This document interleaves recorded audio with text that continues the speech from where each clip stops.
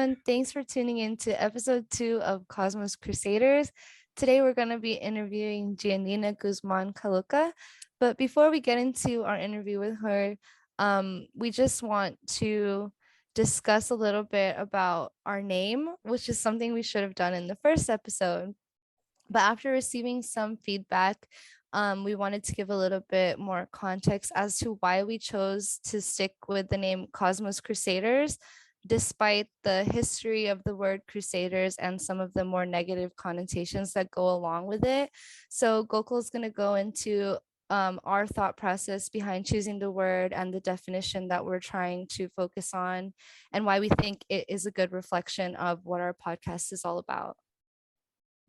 Yeah, definitely. So I guess the word crusader, irrespective of its historical context, means someone who campaigns vigorously for some sort of change in society, in politics, and sort of whatever they're trying to drive that change in.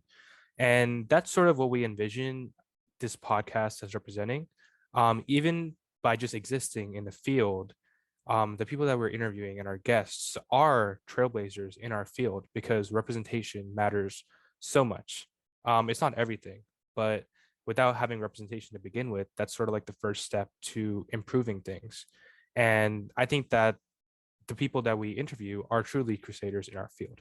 Now, getting to its historical context, it is clear that the crusades that occurred during medieval times were just vile acts of colonialism that Europeans used to take control of um, lands that clearly didn't belong to them.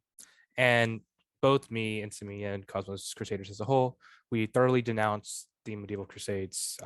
They were horrendous. And as both of our home countries, India for both of us, and for Simi, also the Philippines, being extremely, extremely affected negatively by colonialism, we know sort of firsthand the effects that acts like the Crusades had on people of color. And despite that fact, we sort of wanted to, in a sense, use the word crusaders in its positive connotation, because we think that it is our sort of small way in fighting back against that centuries long oppression that colonialism has sort of had on both our cultures and so many societies and countries all over the world. So yeah, that's a little on sort of why we decided to name our show Cosmos Crusaders. And we welcome any sort of, I don't know, comments and also just conversation about any of these topics. You can always reach out to us at our Twitter, our email, anything like that. We think that conversations like these are necessary in our field, and I think a lot of people sort of shy away from them at times, but we think that they're really important. So yeah, so that's what we have to say about that. Now our thoughts on our interview that we had with Giannina. I thought that our second episode went really well. I think Giannina is an amazing person, and she is I think a lot of the things that we talked about were sort of not what I expected to, because the conversation sort of took different turns, and I thought that was really interesting because I learned a lot about Giannina that I didn't really know before, and that was pretty cool because she's one of my good friends and classmates. So one part of the interview that I found was really interesting was how she talked about how important her heritage is to her, in the context of the language itself, of Spanish itself. And I thought that was really interesting to me because that's something that I hadn't really thought about a lot, but it forced me to think about sort of my culture more and my heritage. And I realized how important the language Tamil is itself to me, and sort of how just being around people that speak Tamil sort of changes my mood. Totally. It's just like a totally different feeling that is almost hard to describe in words. And I had never really realized that until Gina was talking about that. So I thought that that was really interesting. Yeah, so there was just a lot of really interesting parts, I thought. Simi, do you have anything to add? Yeah, Giannina is amazing. This was my first chance in really getting to talk to her and get to know her a little bit better. And you're right, like the conversation did take a lot of interesting turns. Um, we talked a lot about community and finding a group of people that can support you during tough times, such as grad school. And for me, someone who's starting grad school in the fall, I think Giannina gave me some really good advice about finding a work-life balance. Obviously, school is not everything. And in order to even perform well at school, you have to prioritize your mental health and your physical health so that you can become the best student possible. So I think that that was very eye-opening and something that I'm definitely gonna have to work on. She talks a lot about her dance team, and I thought that was really nice that she's an astrophysicist dancer. Like that's amazing. Um, but other than that, I think that her research is also super cool. I knew absolutely nothing about exoplanets before today because Gokul doesn't study them. Um, but they're super interesting, and the fact that sh- she knows so much about other planets that are miles away is unfathomable to me. Um, but other than that, I mean, you guys are gonna have to see for yourself because there's a lot of things that we go over with her that Gok and I didn't mention just now. But we hope that you have as much fun watching it as we did making it. Anything else? No, great summary. You're getting really good at this. Okay, so we will get into it right now. So welcome to episode 2 of Cosmos Crusaders. We are extremely excited to have our second guest, my classmate and good friend, Giannina Guzmán Caloca. So Giannina is a second-year PhD student in the astronomy department at the University of Maryland College Park. She got her bachelor's degree in astronomy and planetary science and a minor in physics and communication from Villanova University. And she is from Coupe, a township in San Juan in Puerto Rico. So yeah, welcome, Gina. How you doing? Doing good. Thank you for having me. How are you? I'm good. I appreciate the goodie bag that you gave us earlier. Giannina had made some goodie bags for all of her students for the class that she TAs for. She has some extras, so she handed some out to the grad students. So very sweet of her. Definitely made my day better. So appreciated that. Oh. Um, so yeah, we'll get right into it. So starting off, usually how we do, talking a little bit about your research. So I know that you're currently in the middle of your second year research project at UMD, and that you're working on studying exoplanet atmospheres. So I was wondering if you could describe your second year project to us in a little more detail and sort of just what are the main questions that you're trying to understand through your project? Yeah, no, of course, that's a really good question. So, basically, for my second year project, I'm working on what are called exoplanetary atmosphere retrievals.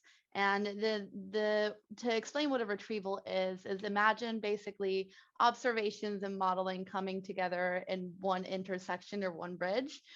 So basically, you have kind of the theoretical community building all these amazing models about what exoplanet atmospheres are composed of, and then you have, our observers that are taking in data from all these different telescopes and kind of building a spectra out of our transit data.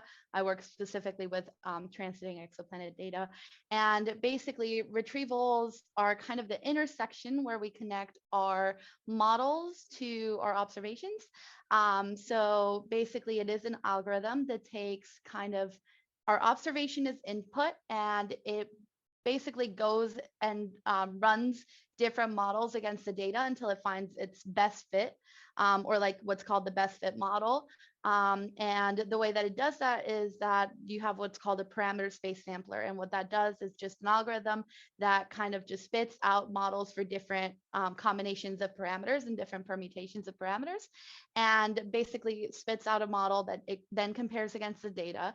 And then as it compares against the data, it can tell us, oh, we found a model that really fits our data. It really tells us something about our data or our exoplanet or exoplanet's atmosphere. And specifically, what I work on is on making these algorithms better. So I study these algorithms personally, specifically on speed. So how fast they can run thousands of repeating models to compare the data against, and also how accurate a lot of these algorithms are. And in my comparison, I also wrote my own forward modeling algorithm. What forward modeling is what pulls out the model to compare the data against. So you have the parameter space sampler that samples the parameter space, but that parameter space sampler has to call a model every time it gives a combination of parameters. And I basically built a algorithm that is model independent, that can just take a grid of any kind of models and just pull out a model per permutation of parameter, hoping that it will improve performance and doing studies in accuracy on these. So. Wow, that's awesome. That's kind of a lot, especially for someone like me who hasn't studied any sort of science or even astrophysics or anything like that. So if you don't mind, like, could you explain to me a little bit more why the certain parameters that are focused on are chosen, and like what do these things sort of tell us about the exoplanets that you're studying? And like, Yeah. does it give us any information on if it's habitable and things like that? Yeah, these are great questions. Y'all are helping me get ready for my second year master's I'm thesis. glad.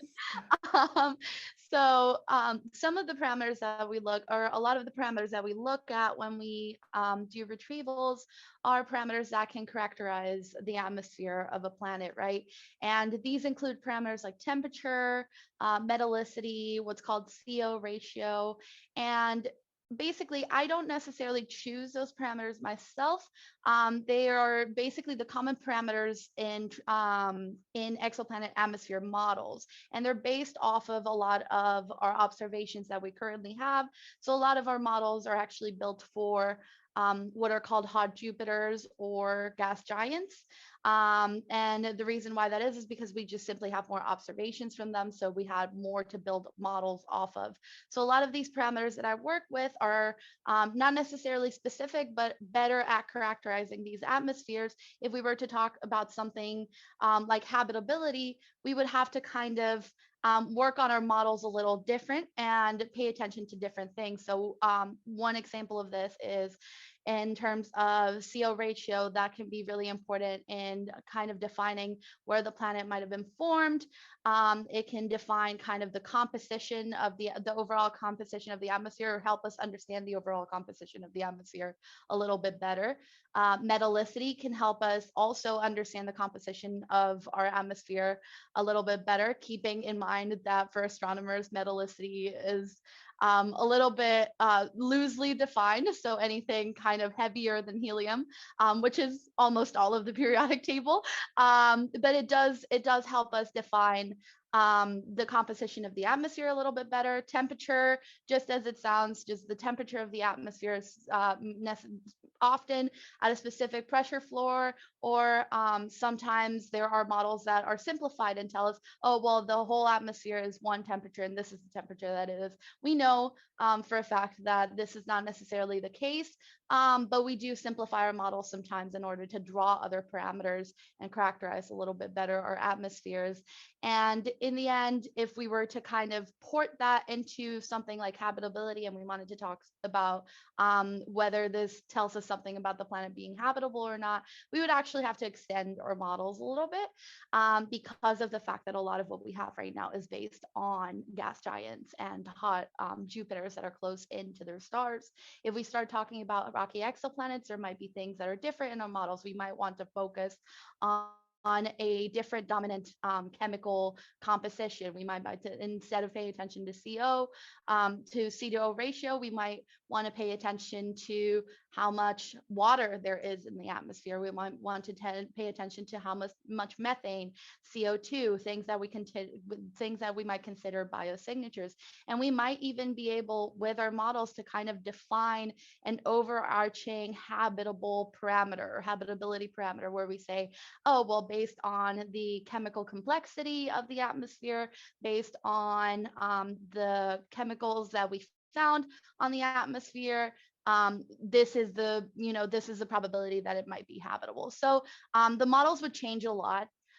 when we were talking about something like habitability. And I think a lot of the reason, there are a lot of people already doing great work on coming up with these models, but because there's not much data that we can compare against, we're going to have to kind of wait till we get a little bit more data to kind of really hone in on our models and make sure that they make sense and that they're working and that we're finding something significant and not just, some noise or something that might not actually be physically significant. That's really helpful. That actually makes a lot more sense now. But I was just wondering, why do you think it's the case that most of the exoplanets that we have data on and that you guys are studying already are gas giants rather than like the rocky ones that you mentioned? That's a good question. Basically, it's a lot of it comes down to what's called observational bias. So basically, we are biased in what we're able to observe with the technology that we have. The way that I would put this is, it's because a lot of our techniques don't actually directly detect planets. We actually only have one technique that directly detects the planet itself and its direct imaging. Everything else actually detects some sort of change in either brightness or motion of the planet's host star. So we actually don't really get direct data from these planets. And if you think about it this way, bigger planets are going to have a bigger effect on their stars simply because they're more massive. So they might cause more effects on the motion of their host star, or because they're bigger. So in terms of transits, when they transit in front of their star, you're going to see a much bigger dip. You're going to see a much bigger difference in brightness. So a lot of these techniques, because they rely not necessarily on detecting the planet itself, but detecting changes in the planet's host star, small rocky exoplanets don't really have that much of an effect on their host stars. So we don't really see them as much. That doesn't mean they're not there. And this is something that population surveys and people doing population studies of exoplanets definitely take into account when they're trying to come up with population rates for different sets of planets. And it's actually also the reason why population studies focus on very narrow ranges. So they'll say, oh, this is, we're going to try to figure out the population of 1 to 1.5 Jupiter-sized exoplanets and around sun-like stars. So they really do narrow down on very small ranges, and it's actually really difficult to give a comprehensive population analysis of exoplanets as a whole and how common planets like Earth are, or planets like Saturn are. It's something that the community is actively working on every day, and we definitely learn something new every time new data comes in. So yeah. Yeah, that's amazing. Really interesting work. I'm not an exoplanet scientist myself, but being around a lot of exoplanet people this year, including you and a lot of other people in our class, also taking the exoplanets class, I've learned a lot about them. And yeah, I think especially like sort of like the ties that you have with like astrobiology that we'll get into later with stuff that you want to do. I think that that's pretty cool. Yeah, so I guess sort of just transitioning a little bit into your background now. I know that you were born and raised in Puerto Rico. So I was wondering if you could shed a little light into what the experience was like growing up there and sort of how you came to eventually find astronomy as your passion. Yeah, of course. I think that um, when I think about growing up in Puerto Rico, there's a lot, there's a lot I could say, but I think that a lot, some of the things that kind of pop out is just how, just the people and the ambience, just how people are extroverted and loud, and that you kind of make friends out of strangers. It's really nice. Basically, I one of the things that I that I actually really miss is just being able to go out and like just stay out at night. People go to dinner, people will go out and stay out till like 7 in the morning, like close out bars. That's something you don't see very much here. And I think it's just very festive atmosphere. People are very amenable. There's also just a lot of sense of social responsibility that I really miss, just a sense of wanting to give a helping hand whenever you can, and you really see the island come together in moments of catastrophe and disaster. And I think growing up in Puerto Rico really just it shaped a lot of how I see life and how I see community and how I see the importance of being and feeling part of something and feeling part of a community and some sort of shared passion. And I think that definitely influenced who I am today. I miss getting to go to the beach on Sunday. Another part of being in Puerto Rico is that the ecosystem is so diverse. I mean, in one island, in a 3-hour drive, you get to see a beach or rainforest. You go a little bit south, you see a desert. It really is so like ecologically diverse. You really breathe a different air just growing up around nature, and I think that's something that, like, when I moved to the United States, I moved into like cities and suburban areas. I kind of realized, like, wow, I really just miss just being more in nature and being more around nature. Um, so it really was great growing up. And of course, like any country, it has its issues. And one of the reasons why I left is because I actually couldn't pursue what I wanted to do as much in Puerto Rico. Yes, we have the radio observatory, which collapsed recently, but even when it was working, a lot of the research and funding was being given to people outside of the island. There was really no there was attempts, but there was no set good program in place to make sure that Puerto Ricans were actually getting use out of the telescope and getting to do research with the telescope. A lot of our universities, most of our universities, all of our universities don't have astronomy programs. It wasn't until recently where, for example, UPR, the kind of like the state school of Puerto Rico, one of the campuses actually implemented a minor in astronomy. And this was really recently, and it was actually pushed by Puerto Ricans studying astronomy, not only in Puerto Rico, but also in the United States. And I kind of find it really interesting that that's not the case, because when I worked at Goddard, I actually met many people coming from UPR at Goddard who were interested in astronomy, who wanted to do astronomy research. And that's why they ended up here. But they didn't have those opportunities in the island. And in terms of like how I ended up actually like liking astronomy, I think I'm pretty basic on that one. I was the kid that was like 3 years old, or not, like 5 years old, looked at the sky and was like, wow, I want to be an astronomer. My parents got me little like astronomy books and a Stephen Hawking book, and I just kind of it all went from there. I remember kind of going to the Puerto Rico has this like small like astronomical society that puts out telescopes sometimes in places, observational telescopes for people to like come and see like Saturn on the sky, and stuff like that. And when I was little, I really would drag my my parents a lot to these things. They were very supportive of it. So like they would find out that they were putting out telescopes in El Morro, they would take me there, and I got to meet a ton of people that were kind of just people that just kind of like to look at the sky for fun, not necessarily work in the field, but they do have their own personal telescopes, and they kind of helped the community engage with the subject of astronomy. And I think, yeah, in like 8th grade, I think that's when I fully solidified.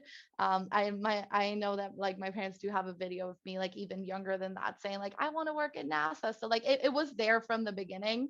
But definitely I think around 8th grade was when I started really seeing it as like a future, and really saying like, yeah, this is, and I talked to my 8th grade teacher, and I was like, I want to do astronomy. I want to be an astronomer. Like, what do I do? Where do I go from here? Like, what do I have to do?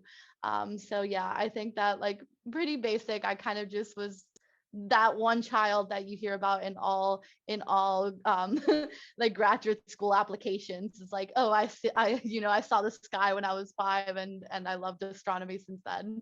I'm that. That's such a cute like origin story. I really love that you were really able to do what you wanted to do for your whole life. And that like you look back at Puerto Rico with such fondness. I think it sounds really amazing. And I hope that you get to go back soon. But what do you think was one of like the biggest things that you sacrificed by coming here, even though you knew that was what you wanted? Yeah, I would definitely say being close to family and being close to friends is definitely one of the biggest ones. Um, I often miss my parents and my family and my friends, especially during emotionally difficult times. I think that these are people that, because they watch me grow up, are people that truly understand the context of who I am and where I come from. And I think that I really do miss being around my people, basically. And um, it was, I also miss, I think I also really miss the language. I think that is a really big one. I miss getting to just speak Spanish. This is something that I've only recently realized after years of living in the United States, but I actually have realized about myself that I'm actually much more like honest and open with how I feel when I speak in Spanish. And that's something that I've like slowly noticed about myself when I switch from one to the other. There are people in the department that speak Spanish, so sometimes when I'm communicating with them, I realize how like differently I communicate in one language and the other. And sometimes I feel like I can't fully convey how I feel in English, and it can be really incredibly frustrating. I think I was always open to kind of moving away from the island because one of my biggest things is I wanted to experience other cultures. I wanted to be around people from different walks of life. But I think that it's been enough years here that I'm like starting to kind of look back a little bit more with homesickness at the fact of missing my people, missing just even the music and the food, like just everything about where I grew up. I think that I had a lot of ambition growing up to kind of go out and see the world. And I've been learning to remind myself that I shouldn't get consumed in assimilating and adapting to others. It's good to kind of want to see other cultures and experience other walks of life, but I also kind of shouldn't put that part away of myself because it really does come back to bite you if you do. And I think that that's one of the things I realized. It's a lot of homesickness, a lot of realizing, wow, I really do miss the my people and my island and the food and the language and my friends, my family, and just the culture. And especially during the pandemic, just like a sense of social responsibility. And it's just it it it's it's like I sometimes I go back to the island when I'm really like not doing really well, and I breathe a different air and I realize how much like just being there changes my mood and kind of resets me from any burnout that I might be feeling, or any of that. So I definitely have slowly been learning to kind of not put away that part of myself, just because I realized that doing so was affecting me. So definitely miss it, and definitely sacrificed a lot to be where I am. I think that maybe a couple of years ago I wouldn't have said the same, and I would have said, oh no, I wanted to do this, I'm here, I wanted to explore the world. And that's still true. And I still, I still want to move around, I still want to see new people. I'm not necessarily saying I'm gonna like up and come back to the island, but I definitely sacrificed a lot more than I initially thought when I moved out. And I learned that throughout the years.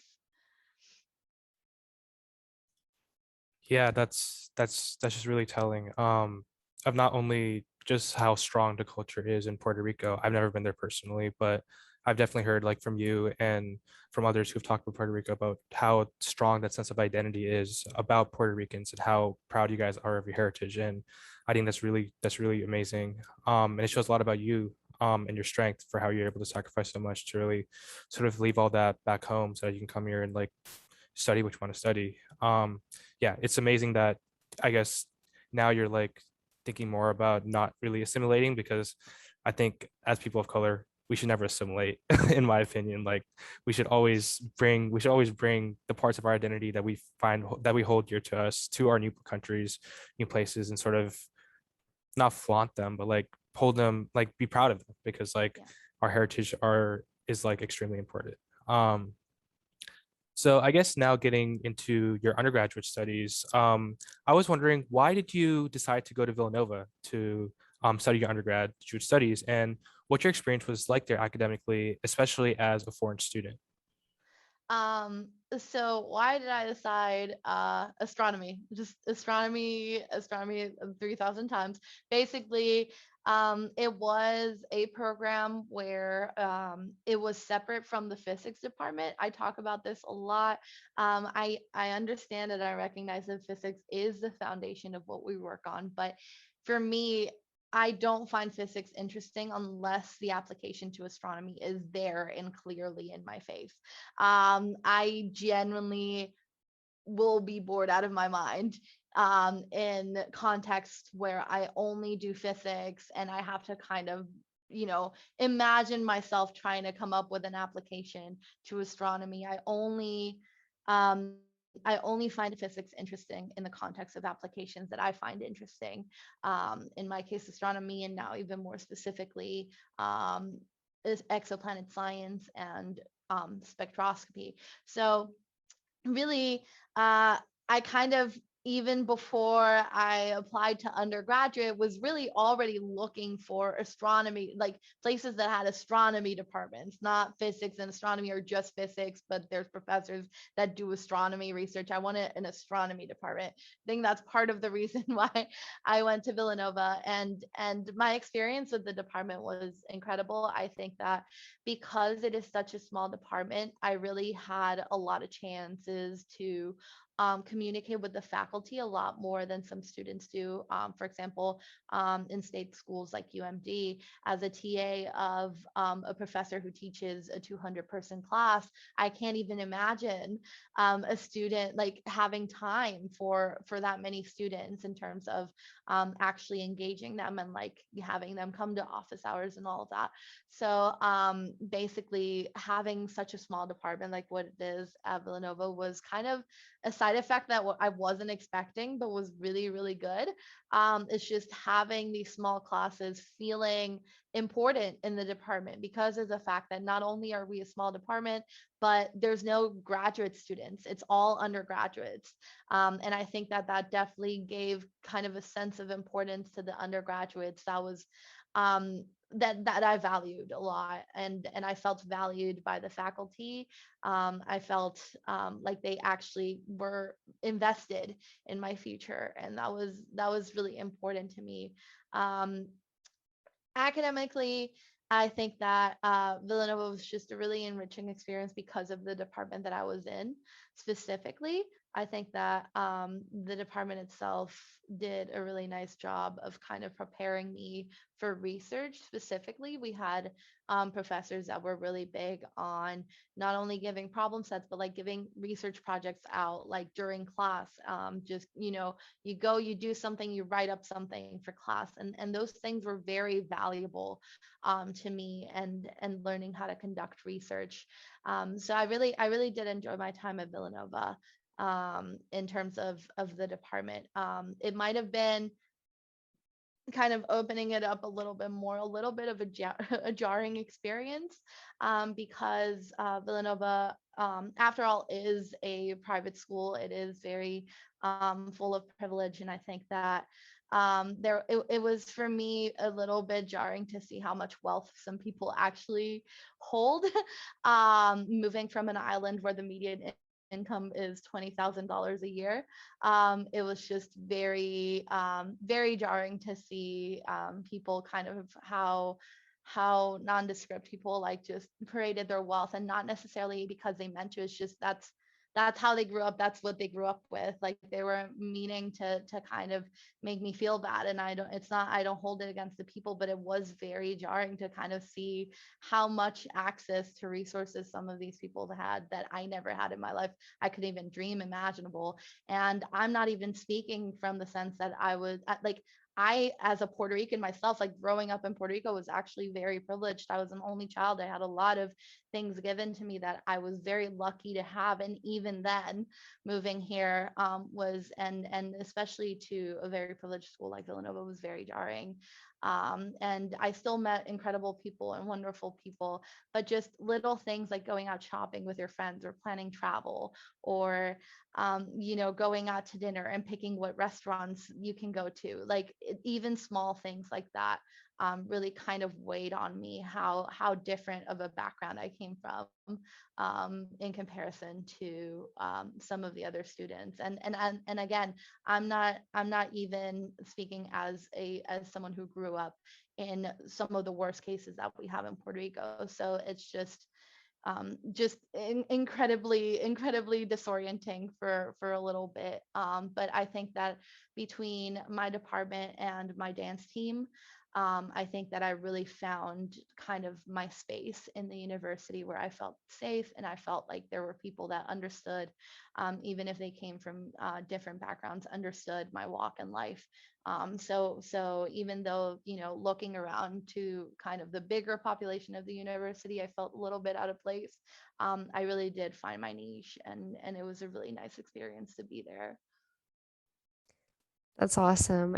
I can't believe, like, I can't even imagine how that experience must have been, especially someone who's lived here my whole life, hasn't really traveled to that many other places. But props to you, and I'm glad that you found a certain safe space on campus. But I was wondering if you found a sense of community with any other Puerto Ricans at Villanova or any Spanish speakers, or was it mostly just the department and your dance team? Yeah, so that's a good question. So I did connect with like Hispanics at Villanova. There was a pretty strong community of Puerto Ricans. I'll be very small. They were all very tight knit. And I did get along with a lot of them, and I would hang out with them and go out with them. But I actually kind of made a deliberate choice while I was there to not necessarily just stick to my comfort zone and kind of get out of that, meet new people, kind of find my own places instead of kind of default into a place where I felt safe. So I actually deliberately kind of avoided just hanging out all the time with them, and I tried to make other friends outside of that. And I think that um, I did still connect with a lot of them, and I think my biggest communities was especially my department, and I think that that's just kind of by default because you're all dealing with the same things.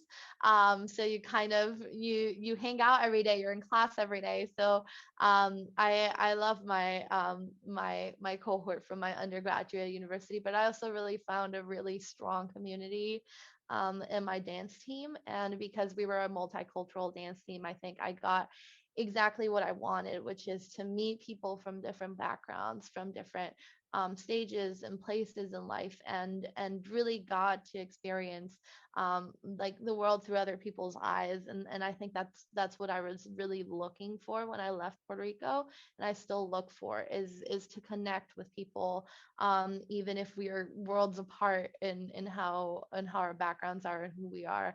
I think that one of the things that I hold very dear in my life is to connect with people. And I think that I deliberately made the choice to kind of step out of my comfort zone there and go look for other places that I could connect with others.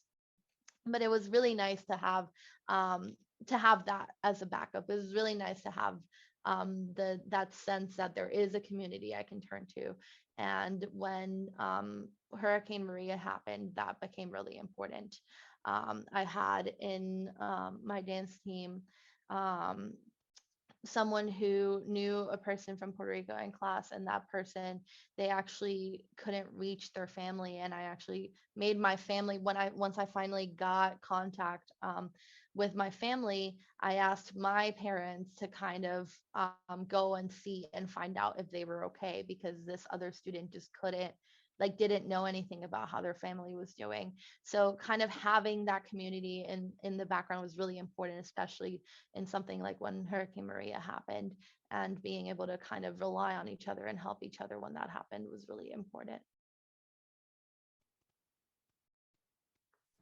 Yeah, it's great to hear that you had some sort of community there to rely on when devastating things like that happen. Um, so I guess continuing a little bit about your studies in Villanova, going a little off what we were talking about earlier, but you pursued a communication minor, which I think is really cool, not something that we usually see in the field. So I've also heard that you have a publication in this field, which is amazing. So I was wondering if you could tell us a little bit more about that. Yeah, of course. I think that I pursued this minor. The easy response is because I want to be a better science communicator, and that is part of it. But I think that the more elaborate response is that I actually find human communication just in general a very interesting topic. I believe that sometimes just getting to communicate with people from different contexts and backgrounds is a better school than sitting in a classroom and like listening to a lecture will ever be. And this is something that I like genuinely believe. We're in this world together, and to kind of try to navigate our humanity from an individual perspective is almost unnatural to me. So I find communication just a very important point of identity for humans, and trying to understand how human beings communicate in general is very interesting to me. I constantly want to learn new ways to engage and understand others around me, and this is exactly the field for that. And that's why I kind of picked communication as another concentration that I really wanted to focus on. And there's actually this very beautiful theory in communication that states that despite how often we think of humans as warmongering and combative and always fighting for resources, most day-to-day human interaction is actually cooperative, and um, it's actually civil, and it's actually very helpful to each other. And I'll continuously and single-handedly chip away at that misconception that we're supposed to be selfish and individualistic, and it's in our nature, because I think that's just an excuse and a cop out to kind of avoid and deny some of the most beautiful aspects of being human. So I really see communication as a field that is very engaging when you approach it from the sense of this is one thing that all humans have in common. We can communicate with each other, and that's so important. In terms of like the research that I did and the publication that I have in this field, I actually took a research capstone class as part of some of my um, requirements in the minor, and it was this visiting professor from a Texas university who was giving a class on basically how religion communicates with social media and media in general, not even social media. So it was religion through the lens of the media. And basically what this class was dedicated to studying, we had two different research projects in the class. One of them was studying how a church, for example, or some other religious institution kind of presented themselves in the media. And that I did on a local Tibetan Buddhist institution that was in Philly. I worked on a research on a case study for that particular institution on that. And then the second project was studying specifically what are called multi-site churches. These are churches that are basically have one big campus, and then they have satellite campuses, and the mass is broadcasted from that main campus. So the preacher preaches a sermon in this one campus, and people in the satellite campuses go and attend but see it through kind of a video. They don't see it, they're not there actually in mass. And they also do online sermons. So like they also publish all of their sermons online for people to be able to access them and attend them.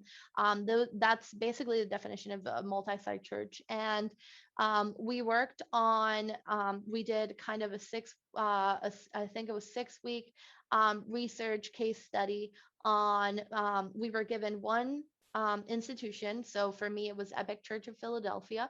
We were given one multimedia site church to study. And basically for those weeks, we wrote blogs about how this church presented itself online. So a lot of the case study was looking at their website, seeing how they presented themselves, how that compares to traditional expectations of religion, stuff like that. And once we had formed kind of that case study of how they present themselves online, we were then required to attend several sermons and interview people in these churches.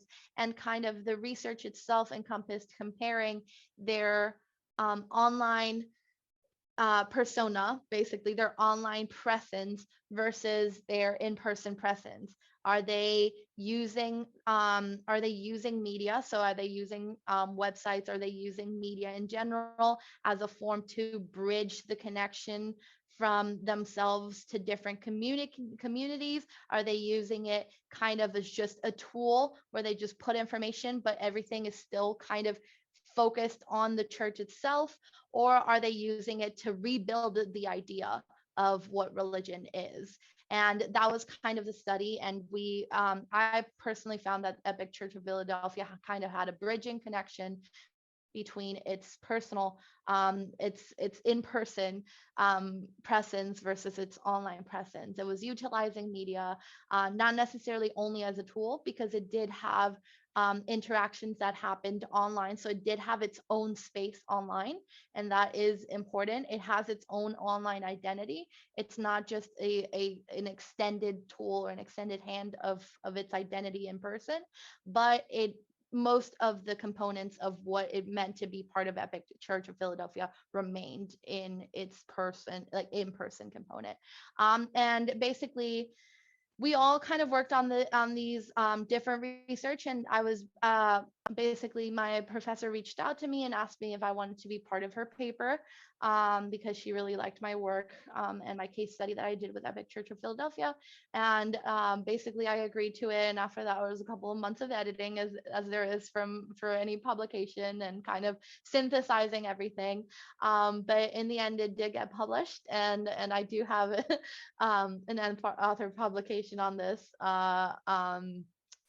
research, which was really exciting for me, because it's not my field, it's not my comfort zone, it's nothing that I had ever done before, but it was really exciting to receive a publication on that, and being able to say, like, I put my heart into everything I do, and that shows, and having that recognized in the form of a publication was, it really is important to me. So it was really nice to be able to do that. Yeah, that's amazing. You should send that to me so I can read it sometime. That sounds really interesting. I Uh, can, yeah. yeah, for sure. So after Villanova, I know that you did a post-bac year at NASA Goddard in Maryland. So you have worked at NASA as you always dreamed of, which is amazing. Can you describe how you got that position and what your role was there as a post-bac researcher? So what were you sort of doing specifically? Yeah, I can definitely. So a little bit of context of how I got there. It starts way before I even got there. I went to a AAS conference where I saw in the program a talk about biosignatures. This was actually around the time where I had decided that astrobiology research was something that I was really interested in. So I went to see the talk. It was given by Sean Goldman, and I came up to him and I asked him, how do I get into astrobiology? I have no idea. This is, new to me, but I really find it interesting. I really want to work on it. How do I do it? And he was actually really helpful and took a lot of his time to give me advice and give me a list of programs that I could apply to. In the end, because of the list of programs he told me, I ended up applying to a program, a summer internship at Goddard that is put forth by the Astrobiology Institute at Goddard. And I actually got chosen to go to this internship. So summer of 2018, I was working there, and part of the program was actually to bring in civil servants that worked at Goddard and kind of give a talk on what they work on, to kind of expose us to different sides of astrobiology research. And one of the talks was given by my previous advisor, Jerónimo Villanueva. He basically gave a talk about some of his Mars research, and I I basically, for me, it was kind of like meeting a celebrity, because a couple of years before I had seen a TED talk given by him in Argentina, where he talked about his research in Spanish. And for me, that mattered a lot because I was like, wow, someone's talking about their research that I find really interesting in Spanish. Like, I want to do that. I want to be able to communicate to my community, about my research. And for me, that mattered a lot. So when I saw him present, I was like, oh my God, that's the guy from the TED talk that I really like. So it was kind of like meeting a celebrity. And my roommates at the time know that I actually vacillated a lot whether to go and introduce myself to him. I actually have a journal entry where I talked about how scared I was to go and like introduce myself to a civil servant. I was like, do I just like go and knock on the door? Like what the hell? Like, is this what I do? So it was just it was just really funny. And yeah, like my roommates know how much of a mess I was during that time. But finally I did decide to kind of go and introduce myself and say like, hey, I really like your work. I really, I saw that TED talk of yours like years ago. I think that was incredible. And he actually turned out to be so amazing and so helpful. And he decided to help me kind of apply to graduate schools that year.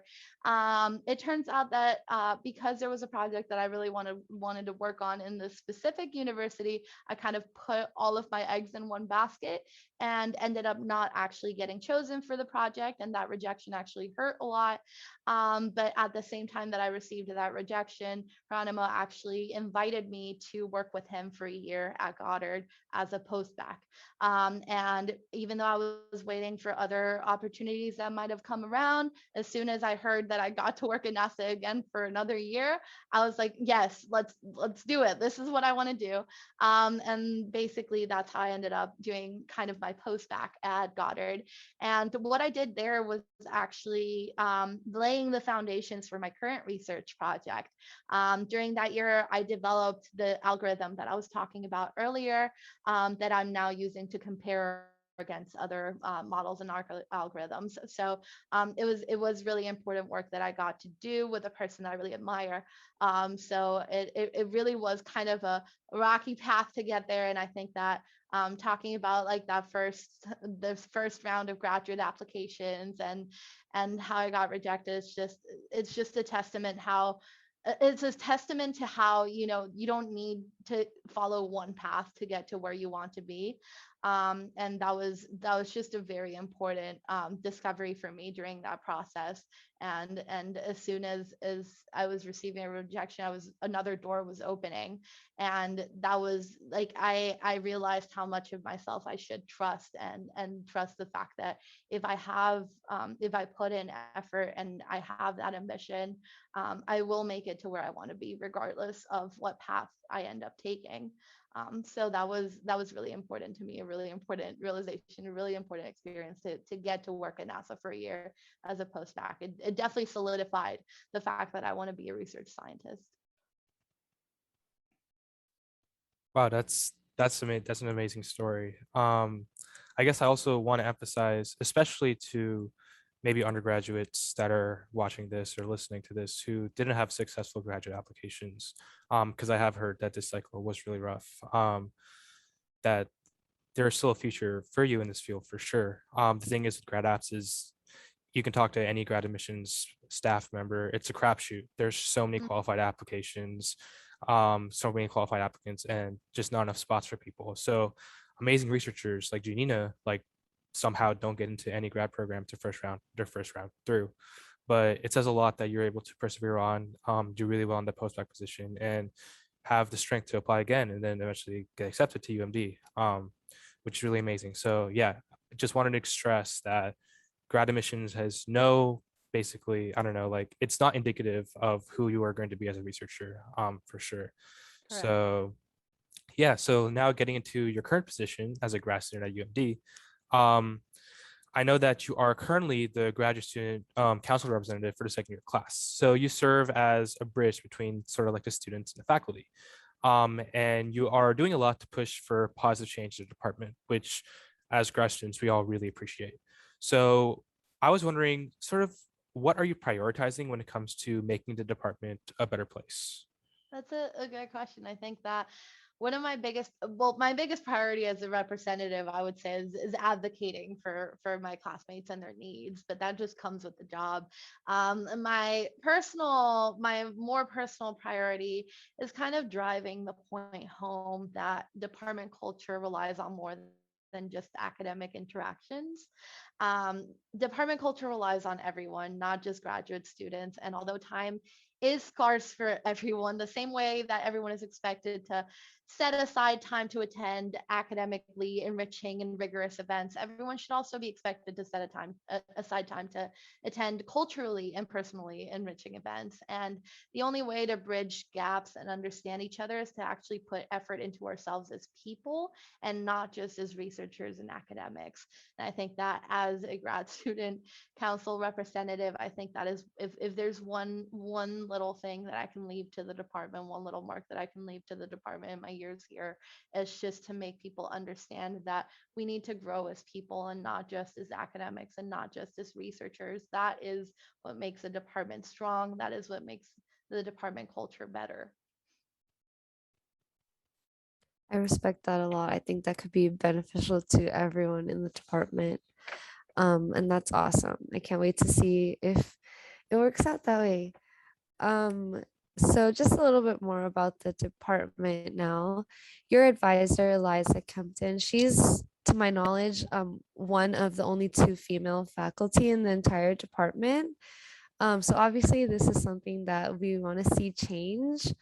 But do you think it helps at all having an advisor who's a woman, not only when it comes to research, but also that shared sense of your identity with her? Yeah, certainly. I think that um, Eliza has been, in a sense, an advocate for me since day one, and that's really mattered to me a lot. But I think that just in general, having a female advisor has been incredibly helpful, just in very small, subtle ways, like having that representation in a stage of a career that I would like to see myself in. Just knowing, like, oh, like a person like me was able to make it, and like I admire her so much, like I want to. So that's been really important. And there's also just specifically been moments where my identity as a woman has definitely been part of the reason why I'm suffering or not doing as good of work as I would want to. And her ability to empathize with that and even connect with some of my own experiences, and having shared experiences has made me feel safe in moments where I otherwise didn't. And I think that that has been really important to have, and something that kind of I didn't know I needed, because she was my first female advisor. She is my first female advisor, and I think that for a very long time I didn't know this is something that would contribute and make my experience better, because I just hadn't had the chance to have it. So definitely kind of that thing that you only realize or notice once you're there and you're like, oh wow, this is nice. Like, yeah. Yeah, I can imagine. I can't wait to see more women start to take up higher ranking positions in this field and just make everyone feel a little bit more comfortable, if they are a female trying to pursue astrophysics or astrobiology, something like that. But furthermore, like going off this topic, you're probably the only Hispanic woman in the entire department, like faculty or students. How do you feel about that? Like, what are your general thoughts about that situation? That's a good question. I think that it's kind of, I'm used to it sort of thing. It's kind of a I haven't known anything different kind of thing, kind of similar to what I was talking about with having a female advisor.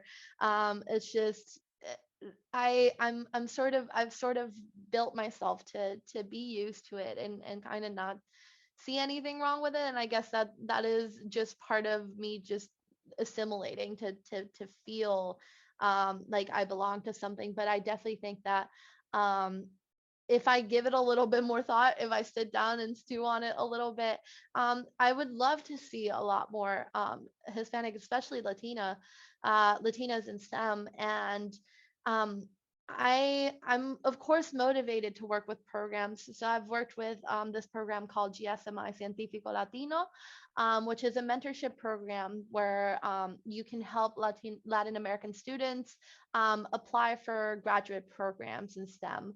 But I also recognize that the lack of representation of Hispanic women and Latinas specifically in graduate school and faculty positions does not start at graduate school or faculty positions. It starts much earlier and much younger.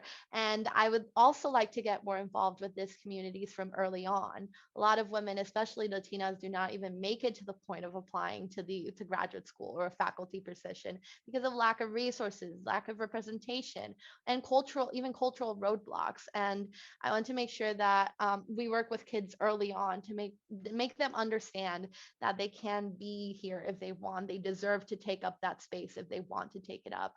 And I think that I definitely am growing every day and finding ways in which I can contribute more to the community from early on, making sure that we even get these people here in the first place. We even get Latinas to want to apply to graduate school, to want to be in these positions in the first place. And that has to be approached from all angles. And that has to be approached from not only bringing them up here, but making sure that the spaces that we're creating are safe for them and are safe for people like me. And I think that it is a very multi-pronged approach that we have to take to be able to resolve issues like this. But of course, although I'm used to it, and because of that, I kind of have protected myself to like feel any sort of resentment over it. I definitely do think that it is an issue that we need to address as academics. So yeah. Yeah, representation matters for sure at every level. So that's something that I hope will change in the field for sure. And I guess that's also part of the reason why we even started this podcast, to sort of just let people know that people that look like you can make it in this field. So um, I guess now getting into more of sort of our day-to-day life. So work-life balance is something that all graduate students, at least most of us, definitely struggle with, because I think a lot of the time faculty may not exactly view graduate students as employees, like a company might, like a 9 to 5, which makes the work-life boundaries kind of hazy, which definitely can lead to many problems. So how have you sort of struck a balance during your first 2 years between research, classes, TAing, and your outside interests? And like, how important do you think having a work-life balance is to being a graduate student? Yeah, this is a huge question for me, and I think it's one that I'm still actively learning how to tackle. Um, I think a lot of my problem that has led to moments of burnout is the fact that I did not strike a work-life balance as I should have coming into graduate school. And partially that also is due to the global pandemic, which did shut down a lot of the hobbies that I used to have that happened outside of the context of being in academia. But I think also for a very long time I misinterpreted what the life component of work life balance means. I thought that spending hours on social media or watching an episode a day of my favorite anime was enough for the life component of that balance to be reached. And I completely forgot that pre-pandemic my body and my mind were very very used to a different life. I was in a dance team. I would take dance practices every week. I was active every week. I took singing lessons every week. I would go out with friends and see them daily. I was not doing any of this anymore. And it's been incredibly rough for these 2 years to kind of not have any of those things anymore. And basically, recently I suffered a really big loss of a friend that I cared about, and it genuinely woke me up to the reality of the situation. And I started actually questioning why I was in graduate school, why I was in a place that was so time consuming that I genuinely lost track of what's really important to me and the people that I care about. I stopped dedicating myself and my time to people that I love, to things that also matter to me a lot. I kept putting off playing with friends or responding to their messages. I kept putting off finding a dance studio to dance in. And losing someone as important as he was in my life knocked me to my senses, because I kind of had to realize that as much as I've worked to be here and I want to be here and I want to take up this space, um, it's not sustainable for me to just give up on everything else to be here. It's not sustainable for me to ignore other things in life that really matter to me, my friends, my family, my hobbies. I am not just an astronomer. I am a daughter. I am a friend to people I love. I am a dancer. I'm a singer. I'm a person who loves to go out and have fun. I'm a person who loves doing arts and crafts, and I need to maintain those identities for myself. I need to continue performing them. I can't just give up on them because I'm in graduate school. And this has come to a lot of realization in me that um, striking that work-life balance is important. And that life component of the balance, it's not just being able to have time to sit in social media. It's not just being able to have time and watch a movie that you like. It's being able to do the things that actually enrich you as a person, that you actually feel identified with, and putting them down for graduate school, I think, has been one of the it has been the leading cause to a lot of how burnt out I've felt lately. And I think that I'm currently learning to unlearn this that I've learned these past 2 years in graduate school, that I have to constantly be working, that I have to constantly be doing those things, and kind of give myself space and grace to do other things, to be there for my friends. I have to, stay up one night working on a homework a little longer than I would have because I chose to have a call with my friend who needed me at that time. Fuck it, that's what I needed to do. And I think that having that realization and coming to that conclusion that I need to dedicate time to things that are also important to me. And it's not just graduate school, it's not just being here. I've earned my place here, but I also have other things that are important to me. And I don't owe it to graduate school to just have it be my whole life. I earned being here, and I've proved myself enough. And there are times where I should set aside things that I think, where I feel like I need to prove myself. I need to constantly work because I need to prove that I deserve to be here. No, I deserve to be here. And I also deserve to have time to dedicate to people that I love and people that matter to me. And I have also deserved to have time to do things that enrich me as a person and that I find important in my life, and that in the end lead me to be a more productive researcher, because I'm not burnt out, because I've had that time to connect with my body and do other things that I really find important. So I genuinely think that work-life balance is so important on in graduate school, and what that life component looks like for you is going to be different for everyone. And even I had a very big misunderstanding of what that life component should look like when I started graduate school. And a lot of it, yes, was due to the pandemic, but I continued it even farther during times where I could have already reached out to dance studios. I continued the habit of thinking that it was just, spending time in social media or having time to do random things. Like, no, there are things that I really do find important and that I really do have to continue doing and that form part of my identity. And I think that it is really important, and something that we don't hear enough as graduate students is knowing that you earned your place here. Like, you deserve to be here, and no one should look down on you, and no one's going to look down on you if you choose to spend an extra day on a homework because you needed to help your friend out on something that they were going through. That no one should look down on you for that. And I think that it just reaching that conclusion that you deserve to be where you are, and you don't have to prove yourself constantly, and you can take time to be who you want to be outside of graduate school and not let it consume you, is really important. Well, I'm really glad you're starting to rekindle with your passions. And I'm also really sorry to hear about your friend. But I think that this is really good advice, especially for me as someone who's about to start graduate school in the fall. So I think I needed to hear that. And I'm definitely going to try and figure out what my life component sort of looks like before I get in there and hit the ground running. So thank you for that. I think that a big takeaway from that was to prioritize your mental health And I know that you're part of the mental health task force, which is a joint force between both the physics and astronomy department that you guys have at UMD.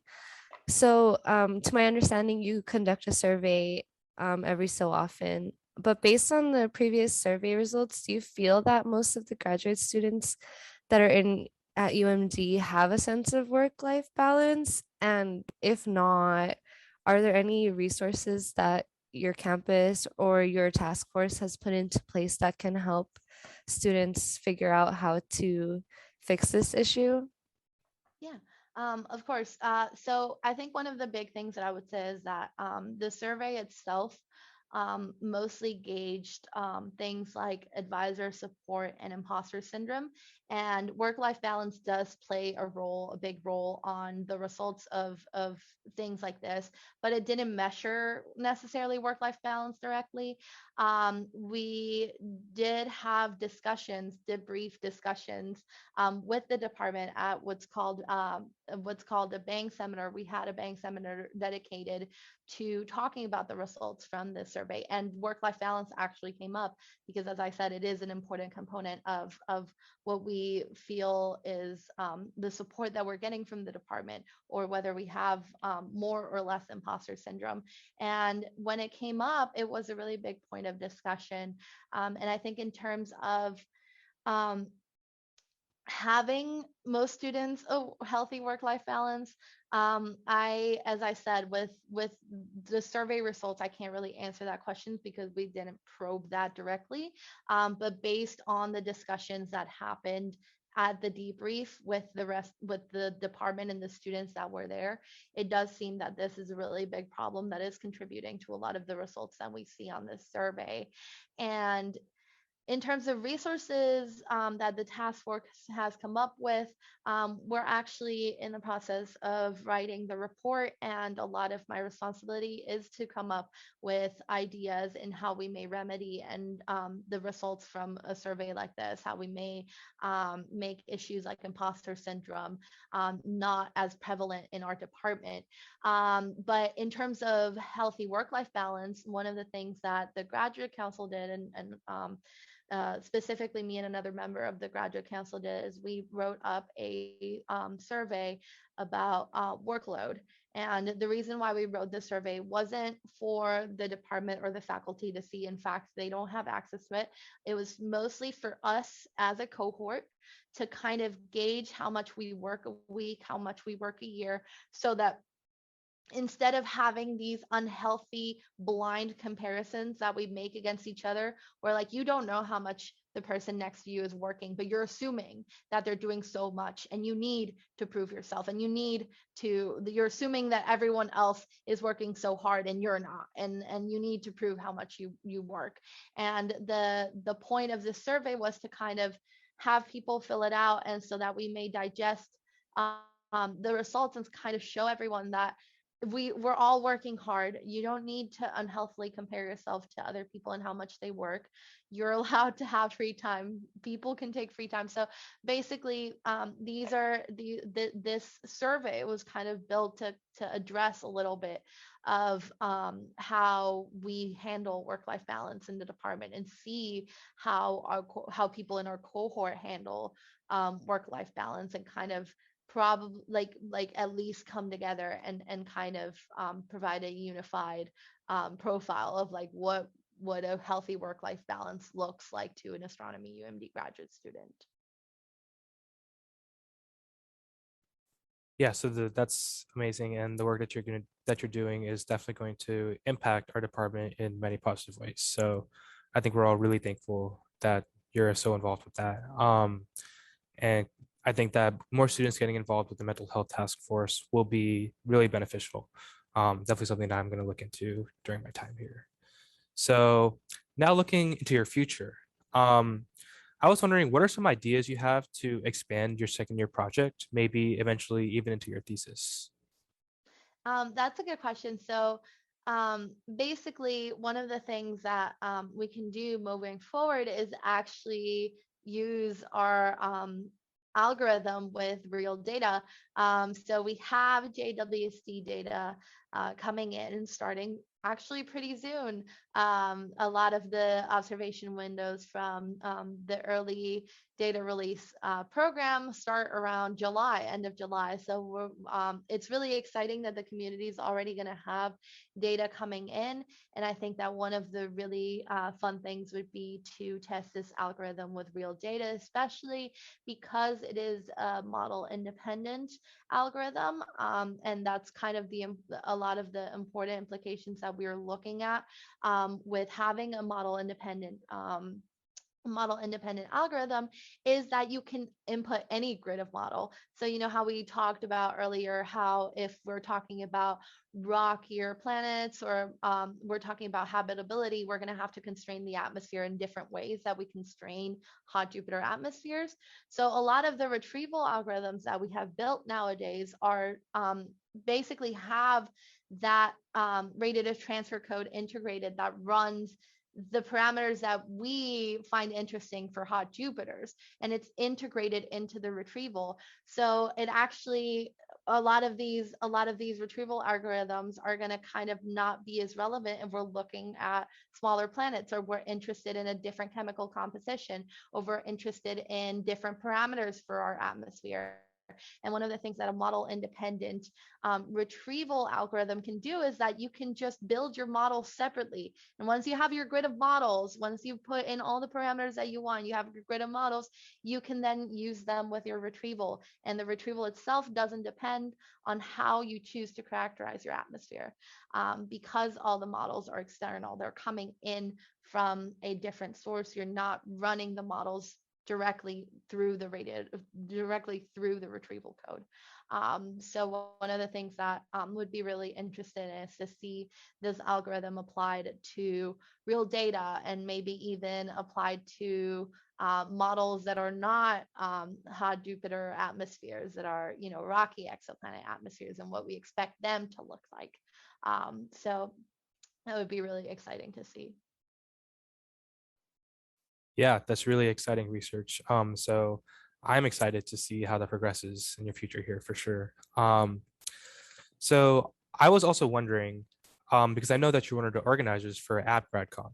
So how did you get involved as an organizer for it? And do you have any ideas to expand it for the future while you're in graduate school? Yeah, so I actually got involved because another UMD student in another department actually wanted to be an organizer for a GradCon, and wanted to bid DC as the location for a GradCon. And she sent an email to the astronomy department asking if they could probe for students that would be interested in becoming a core organizer for the conference. And as soon I had heard about AbGradCon from friends that have attended, and I was planning to apply. But as soon as I learned that there was a possibility to make it happen in DC, and that there was a possibility that people from UMD could host it, I immediately emailed Grace, and I was like, I want to be a part of this. I really want to be a part of this. And that's basically how I ended up becoming an organizer. There's been a lot of roadblocks, of course, because we're still kind of in a global pandemic. There was a lot of decisions to be made about whether we wanted to have an international conference happen locally, and we actually had to, in the end, be forced to make the decision to do it virtually. It's what NASA thought was best for the conference, and as organizers and who are funded by NASA, we had to respect that. So we made the conference virtual, and we're hoping that at least that helps engage more people into the conference internationally, because then they don't have to worry about traveling to another place. They don't have to worry about getting travel funding for the conference, and then they can just come and attend. And we're really working and trying to make it hard, try to work hard to make it a conference that, although is a virtual conference, doesn't feel like most of the virtual conferences that we've attended. We all of us organizers have personally attended virtual conferences and haven't liked the experience. So we're really trying to find ways in which we can make this more amenable. We can make it more connected, especially because one of the points of a GradCon is to bring people, especially in such an interdisciplinary field, bring people that want to do astrobiology research together, form connections, forge connections that might lead to white papers and might lead to proposals and might lead to all of these things. So definitely want to make sure that that sense of community is upheld, even though we're a virtual conference. And I hope to expand this in my future in graduate school. I hope to make connections that I can actually, people that I can work with and bounce off ideas from. I think that one of the reasons why I took matters into my own hands is because astrobiology is so interdisciplinary that sometimes it can feel a little bit disorienting. And you're like, am I an astrobiologist? Am I not? What? And I think that becoming more involved in things like AbGradCon has made me feel a little bit more part of the community, and that I can actually pursue the research and the big picture questions that I'm interested in. So That's awesome. I look forward to seeing all the success of AbGradCon. And I hope that the virtual event goes well. Sometimes they can be a little bit confusing to plan, but I'm sure you guys are going to do great. um, so we're going to be wrapping up now, but my last big question for you is like, in a perfect world, where do you see yourself after grad school career-wise? Or do you want to continue in academia? Do you want to be a civil servant or go into industry? Civil servant at NASA. Oh, that was easy. Yeah, that's an easy question to answer me. I really loved working at Goddard. I love the work environment. I love the people there. I really do see myself as a research scientist. I really admire the work that professors do, but it is my personal opinion that being a professor should be a job on its own, separate from being a researcher. Teachers should be teachers and should have time to dedicate themselves to be teachers. And I think that what really puts me off about a faculty position is that I feel like I won't be able to be the kind of professor that I want to be for my students. And that really stresses me out personally.